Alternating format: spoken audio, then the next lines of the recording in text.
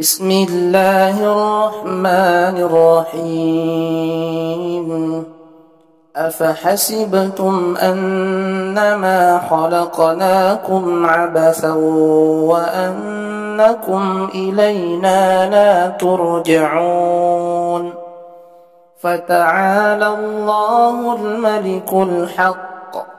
لا إله إلا هو رب العرش الكريم ومن يدع مع الله إلها آخر لا برهان له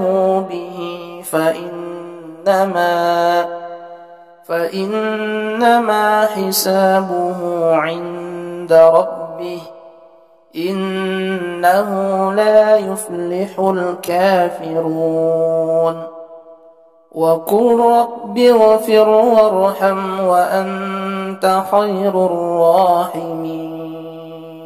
ولو جعلناه قرآنا أعجميا لقالوا لولا فصلت آياته أعجمي وعربي قل هو للذين آمنوا هدى وشفاء والذين لا يؤمنون في آذانهم وقر وهو عليهم عمى أولئك ينادون من مكان بعيد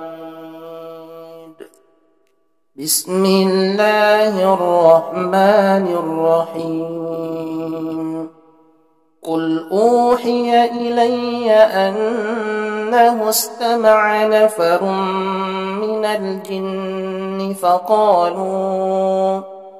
فقالوا إنا سمعنا قرآنا عجبا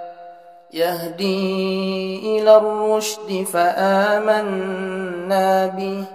ولن نشرك بربنا أحدا وأنه تعالى جد ربنا ما اتخذ صاحبة ولا ولدا وأنه كان يقول سفيهنا على الله شططا وننزل من القرآن ما هو شفاء ورحمة للمؤمنين